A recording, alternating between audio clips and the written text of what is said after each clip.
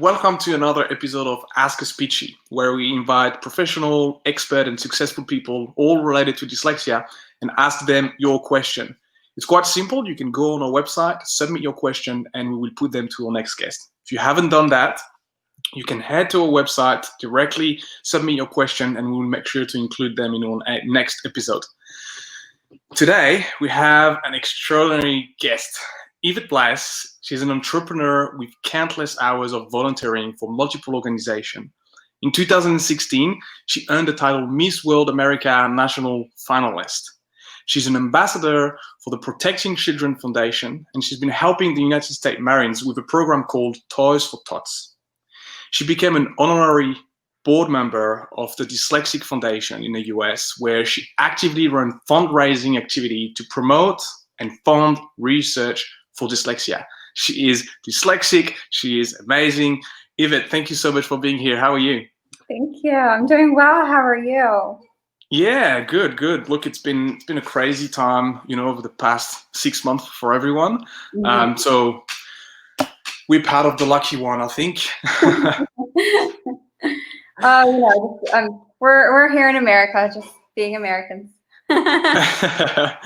So last time we spoke was about, I think, 2 years ago, where we at Dystech we really first started, and then we end up connecting together, and I've learned about your amazing work and what you were doing, and time goes so quick, right? It's been 2 years already. I was just like, oh my gosh, that has been 2 years. Wow. Absolutely. And so, Yvette, maybe you're leader in dyslexia. You've been advocating for it for a fair amount of time. And why have you decided to advocate for dyslexia? Because you did multiple amazing work throughout your life, and now you're really much focusing on dyslexia. So maybe you can share why you're actually doing this. Yeah. So, well, one, I am dyslexia.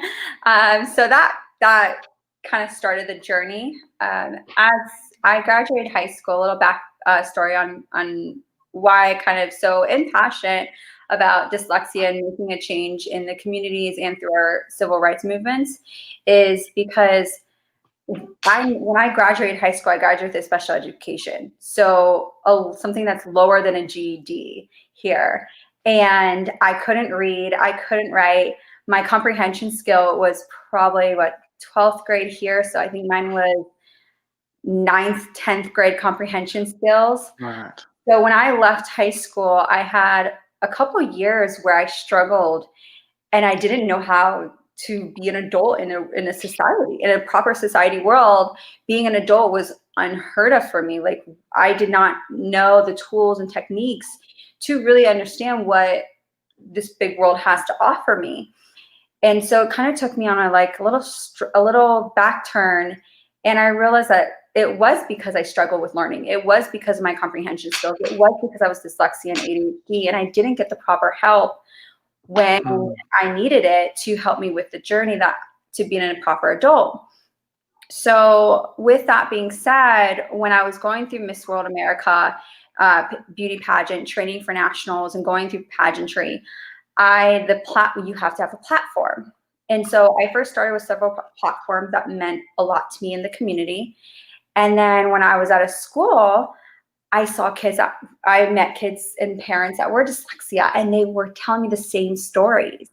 And it blew my mind away, because I was like, wait a minute, this was me years ago. How is this even a problem? Why is this even a problem? Because I didn't realize it was a huge problem, and I was blown away by it. And so I realized that, wow, there needs to be something done. And so that's when I was like, I need to know more out there. I need to know how I can help. So I got involved and just kept building up and learning and talking to people all around the world and hearing their stories. And it was just incredible. So this is me and what I love to do. And I love to hear people's stories and what we are all doing together in helping the community for dyslexia. Yeah, that's amazing. I mean, I've seen some of the talk that you did at school, and I know that you've been talking to children as well, not only talking to organization and adults about it, but you've been also, talking to children and young adolescents. I think that's fantastic. And so, you've been I mean, you did some really inspiring work. You know, you've been doing modeling and all sorts of different activity. And, you know, obviously it's not something that's easy. It requires a lot of work and, you know, a lot of focus, I guess. And so, you know, growing up as dyslexic and, you know, going through the challenges that we can have as dyslexic people, you know, throughout society and throughout all the steps that we have to take in life. What can you share with us, like some of the challenges that you've experienced, but that you're also experiencing now, if any? You know, maybe you don't have any challenges, which would be amazing, but, you know, maybe share a bit about, you know, how is life now that you're a leader in the field. You've been, you know, I think you're a successful person. You've got a great, you know, career that can people look up. So what's some of the challenges that you currently have, you know, as a dyslexic adult? Well, as a dyslexia, we never really grow out of it. We just learn to adapt and have tools that I have to constantly remind myself. And I always am like, oh, I'm good. And then like a couple years later, I'm like, what was that tool again? Because I need that tool. What was that tool again? Because I really need that tool right now. Because I forget, because you go on with life and then you realize like you'll run into something. And so because I'm ADHD, for example, because I'm ADHD and dyslexia, I have a small short-term memory loss. Is it really short-term memory loss? That's up for debate. But because my mind is so far ahead and moves so quickly, my memory kind of puts it on a back burner where it moves so fast where I forget what we're doing. And so my thing is, where I was taught tools for my memory back in 11th grade, I still use those tools today, and I'm 30. So those are little tools that I know. My calendar, because of my dyslexia and because of my ADHD, I'm always like writing things down. I take notes. I put alarms on my phone. I have like 7 alarms on my phone just to not forget,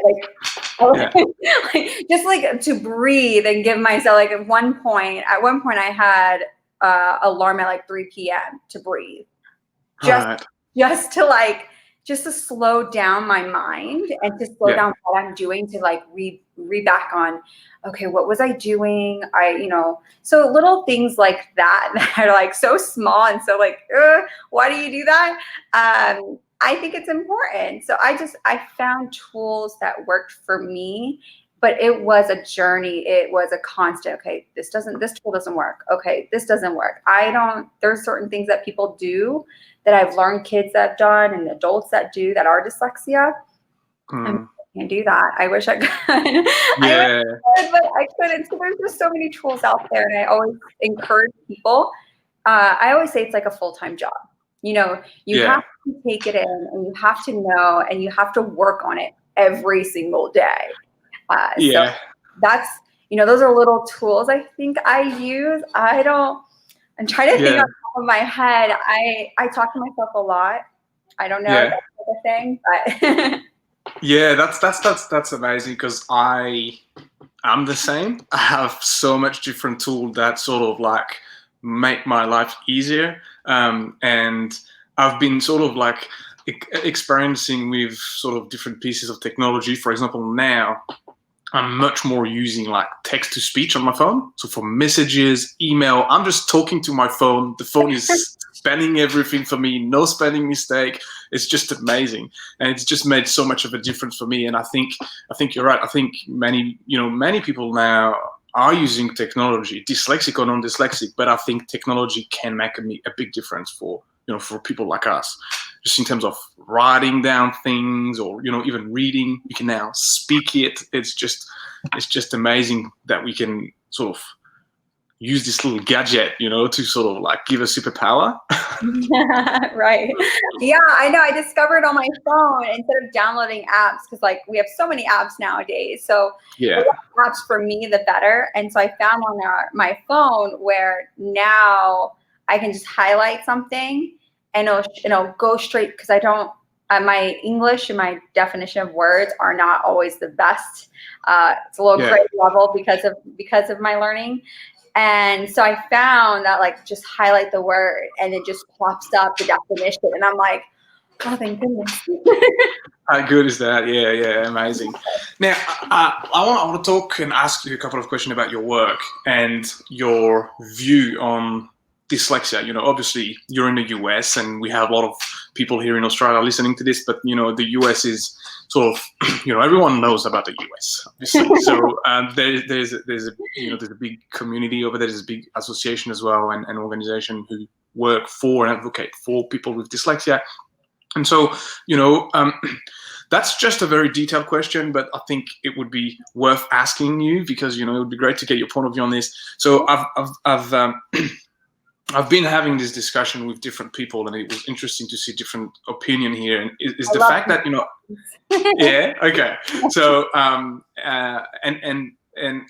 this is just an opinion question. There's no right or wrong. It's just an opinion to have different view. But in Australia, we call dyslexia a disability, and in most other part of the world, we do as well. Like in the UK, it's either disability or disorder. And so because it's called that way, for example, in Australia, we have protection under a specific law. The case I'm putting forward is that I feel that calling it a disability is actually a disadvantage for people, because in my view is that if you have a disability, it's a terrible word, and if you're a kid, or even an adult, it just could have so much of an impact on your life, on what you believe about yourself, on your confidence, on your, and so what's your view on this? What's your point of view on this? Do you think that actually word have an impact in terms of, do we calling dyslexia a disability or disorder? What's your thought on this? This is, and it's a hot topic. It is a really hot topic. Yes. I think because we need our rights. So under being a dyslexia and ADHD, because we struggle in school and because we struggle throughout our lives with different things in our lives, and education and learning in general. It doesn't mean just not necessarily school, but right outside of school, you also you're learning every single day. And because we have such a struggle with that, it goes into our right to be under a disability act.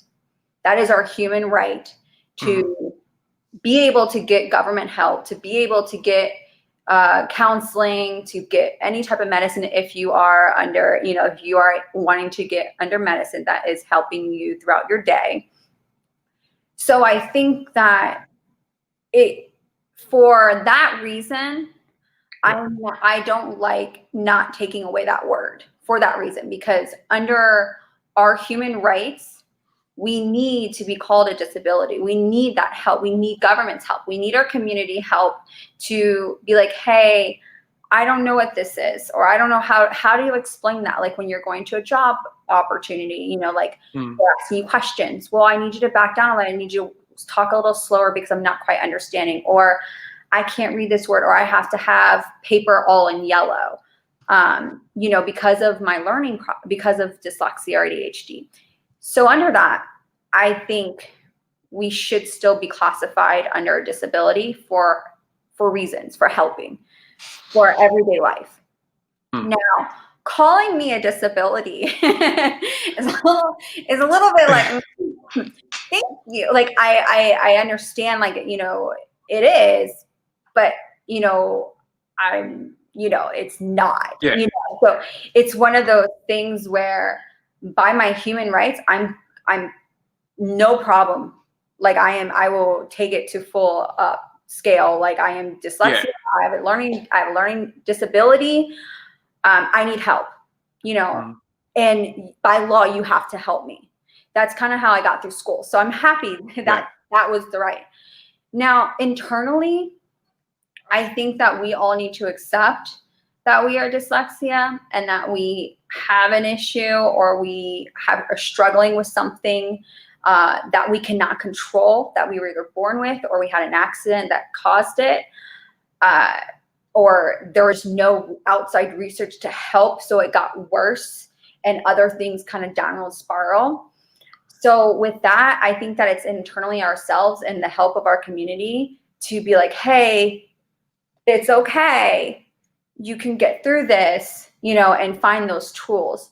So, I'll say learning differences, because it is a learning differences. I think that we see the world a little bit different than most people, because the way our brain is structured. So we really have no choice but to like, hey, no, I don't think this is right. Well, yes, but no, it's a little bit different than you do, just because our brains are different. Absolutely. And nothing wrong with that. And I always put it to a story. I remember, probably, I don't know in Australia or in the UK, but in America 20 years ago, left-handed people that write with left hands were not acceptable. Yes. I'm a left-handed, so I know this. I'm left-handed as well, and so I grew up. Yeah, absolutely. And I grew up in France, and so I went to school in France, and that was definitely the case. And I remember my parents were telling me that they used to hit you on the hand when you were writing with the pen to force you to write with the other hand. So 100% I understand that. Wow. Anyways, so like I understand that, but later on, society, our communities realize that left-hand people, we're not going anywhere. Like you can beat our hands as fast as long as you want, but we're still going to write with our left eventually. Yeah. Unless you're trained, constantly write. I know people that write with left hand and right hand. Yeah. But no matter what, children are going to be born, and they're going to be born left-handed. Yeah. Now in San Francisco, I found this a couple of years ago. In San Francisco, they have a whole warehouse full of left-handed scissors, left-handed binders, left-handed that. I'm like, that's awesome. Like our world has finally accepted that left-handed were not going. It wasn't that we were a problem. It wasn't that we couldn't do what right-hand people couldn't do. We were just left-hand. And I think truly that's kind of how we are with the dyslexia world. I think that our society just needs to accept that here we are, we're not going anywhere. It takes us a little bit longer, and we see things a little bit different than you do, but we're not incapable of doing something, and we're not mental health. We're not depressed. Now, if you don't help us and you don't get the proper tools, then yes, depression and mental health needs to step in 100%. But we're not born with depression. We're born with dyslexia. There's a huge difference. I love it. That's absolutely true. Like we're not born with depression. We're born with dyslexia. That's an amazing sentence. And I think, look, I agree with you, and I wish that we could have both, where we are protected under the law and we are legally viable for support, but also if we could change the terms, because word have an impact. So I wish we could have both. But you've been. Pardon me. We also need to realize that we're not disability. We are under law. Use it. If you need help in the educational system, in our IEPs, 501s, use it. Use the IDA. Yeah. Use them, but don't put it in yourself and be like, oh, I'm disability, I can't do anything. Yeah, absolutely. And so throughout your experience and your work and your observation on dyslexia, because you've observed children with dyslexia, I'm sure you've been observing adults as well. You've been observing yourself, I'm sure, and the work that you're doing with research and all that sort of thing. In your opinion or in your view, what are some of the biggest problem that we have with dyslexia, in terms of society? Obviously there is, assessing dyslexia. Then what do we do about it? How do we support children with dyslexia? How do we support adults in the workplace with dyslexia? How do we support individuals in prison who committed crime, who have dyslexia and have literacy problem? What's your view on this? Where do you see the biggest problem being in terms of the whole spectrum of dyslexia, whether it's support or assessing or supporting the family or supporting the school? What's your observation on in this regard? I think my observation would be going back to what I've been saying, and with my work it's the same way. It's as a community in general, we need to support each other. And we do, but there is still, it's still a community. So we still have our, pros and cons to everything, pros and cons to every community.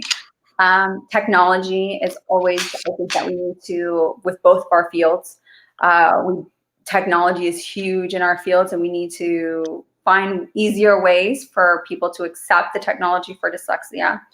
And also I think screening for schools is a huge one. I think that we need screening. We need to get these kids screened as early as possible, and not such being a struggle for parents. That's like I think is so important. But I think that today we all just need to accept it and love who we are, and just be like, hey, here we are. We're not going anywhere. Let's all kind of come together as a community, as a government. It's very hard because there is still so much research, excuse me, to be done. It's so important that we keep going, we keep pushing it, but the research will come a little bit faster to the public, because the stuff that comes out now, the stuff that's coming out now, you and I have known about it for a really long time. We both work in university. We're both very tied with universities on both our ends. So I think that we need the knowledge that they have, we need it published, either not published, but a little bit faster into our school systems, and a little bit more allowing the teachers to be like, hey, this is a problem. Let's all work together. I think that's one of our biggest things with jobs. Again, everything's going to take time, unfortunately, but advocates like us really just need to continue to voice our opinions, and voicing getting the information out there to the public. I met this young woman the other day, and she owns a jewelry line, and it's not that she's an advocate for dyslexia, but she was asking me what I did, and I told her. And she's like, I'm dyslexic. And you would have no idea. I knew I know who. I kind of have a glimpse of when people say they're dyslexic. I'm like, okay, that makes sense now. But it's really interesting to see people that just go on with their lives every single day, and they don't say anything to anyone, and they're dyslexic. And I think that's people need, like us, that are very open about our dyslexia, need to continue what we're doing. And hopefully everyone will continue to gather the community and get on board. Yeah, 100%. I think the more we disclose all dyslexia, and the more we just say, hey, I have dyslexia to the world, the more it's like human psychology, right? The more you get used to something, the more common it become, and the less sort of you don't see the thing as more different than if you see something every day, for example, the first couple of days you will think that, oh my God, it's weird. But after the 100th time, you're going to be like, yeah, it's usual thing, right? I'm not going to even think about it. It's just common. So I think the same concept can apply to dyslexia. And, that's part of the work and sort of mission that we try to achieve, is that, I try to make, sometimes I make this crazy analogy where, it's terrible, but it's true. It's like, if you manage to make a chemical to make the CO2 black, in one day, overnight, everyone would believe in global warming, because it would be black cloud everywhere. So it's the same for dyslexia. It's like, if you can make dyslexia much more visible, and in a large scale, then, hopefully we would have a good sort of effect in terms of putting legislation in place, putting support, acknowledging that it is something, and it impacts a large amount of people. It's not like, we're not talking about hundreds of people here, we're talking millions.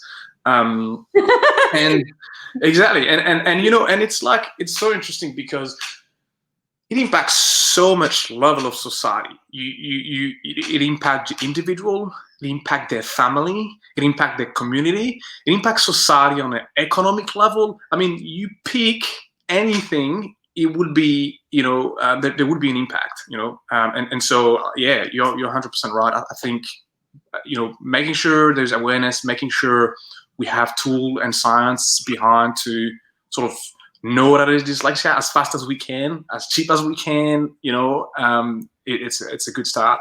Now, on the positive side, obviously there's a lot of negative and challenge about having dyslexia, but we all have challenge, and I think even people without dyslexia, life is not easy, so you have to, you're gonna have roadblock, you're gonna have difficulty at some point. But so here's the question for you: why is dyslexia a gift?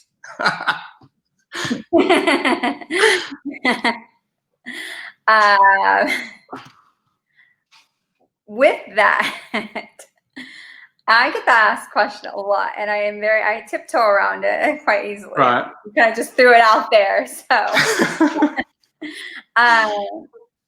I don't know if dyslexia is really a gift.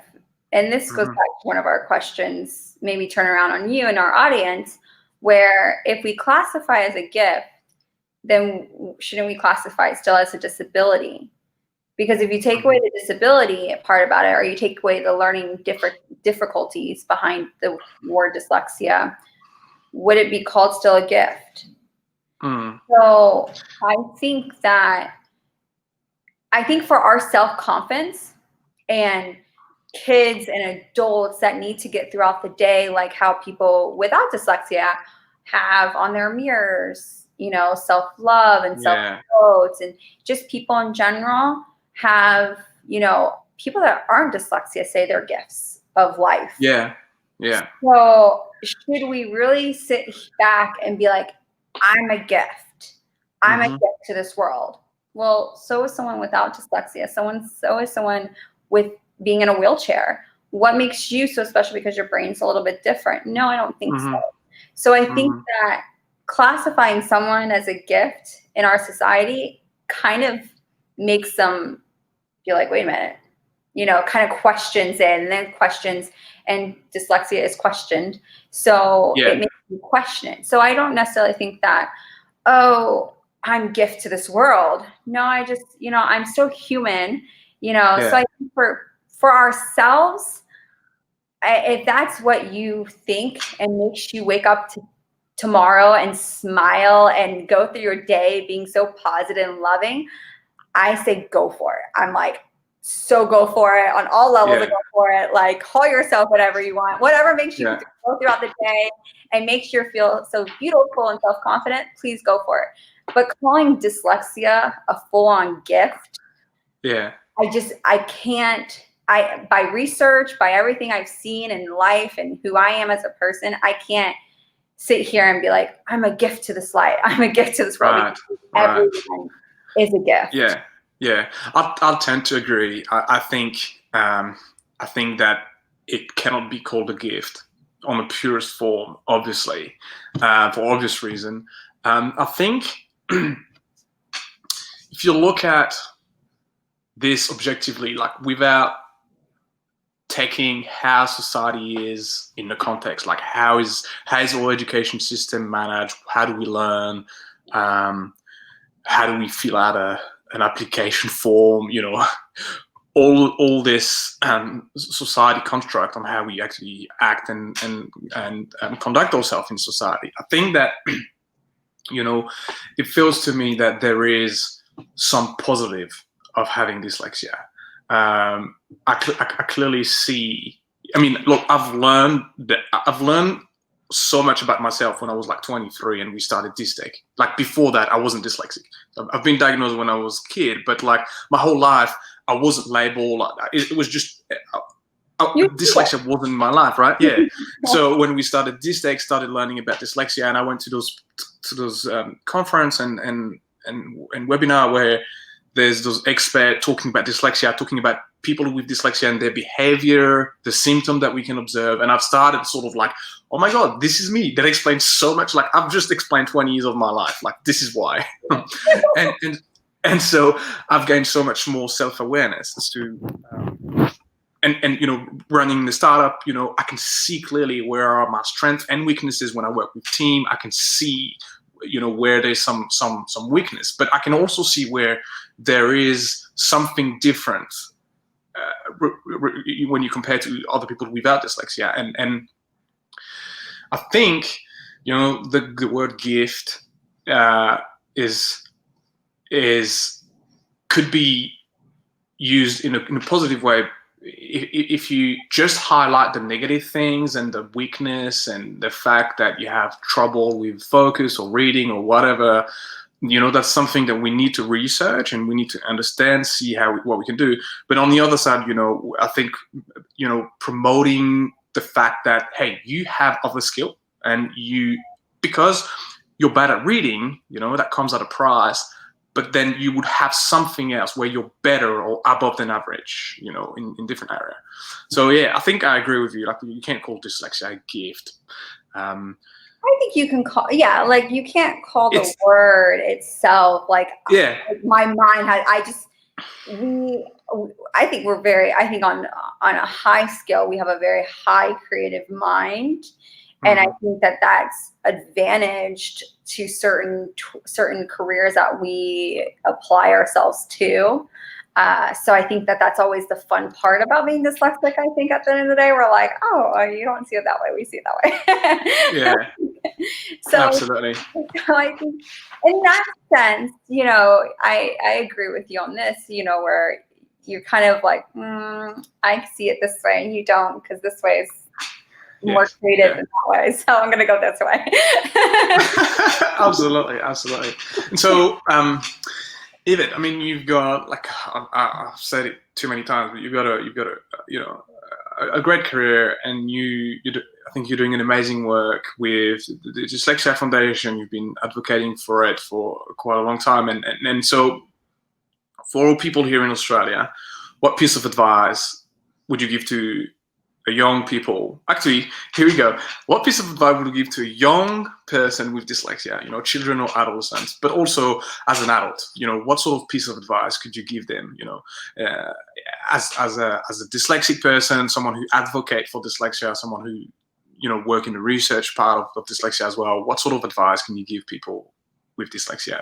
Just general life advice, Sorry, my cat just jumped up on me. I think the advice that I would give goes to just keep going, to really, at the end of the day, figure out, first admit that you have dyslexia. I think that's honestly a struggle that I've run into, where people, they tell, I can't even count over the years how many people have told me that they have dyslexia and they haven't told anyone, even their husbands or wives and, friends and family. And I'm like, whoa, like, I think that's so important to admit to yourself and to maybe the people close to you, and telling them what the struggle is. And that admitting it, that if it's hard for you, is such a huge thing, I think, internally and externally. And then I think just keep going. Don't let it, figure out what is your strength and figure out what is your weakness on dyslexia. Not you as a person, because that's on another scale, but dyslexia goes from low to high. As people that worked and talked to researchers on a daily, like you and I do, there's a scale of it. There's a low and there's a high of where you range on the scale of dyslexia. Figure out where it is that you are on that scale. Figure out what are your struggles that dyslexia take place. Then from there, get the tools, the community involved to try to figure out how you can work through it. It's not, it's not a stop sign. It's just a small roadblock, but it's not a stop sign. You're not crippled. You're not unable to not move forward. It is a brain problem that your brain can work around, but it's not a stop sign. That chemical, that the way your brain is formed, it's not like, oh, no, you can't do this. No, you can. You just have to, your brain's not saying like, no, stop, can't do this. No, it's just simply something that you need to find a different tool to do. So I think is believing in yourself and just knowing that you have dyslexia and knowing that it's okay, that there's so many people around the world that are willing to help you. Find a community that's close to you, find out the person that can help you, and go from there. I think that that's such a huge thing in our world, that people don't realize that there's so much research out there, but finding the proper research the information that's out there, like your tools and my community here in America, finding that stuff and being around those people can really make a huge difference.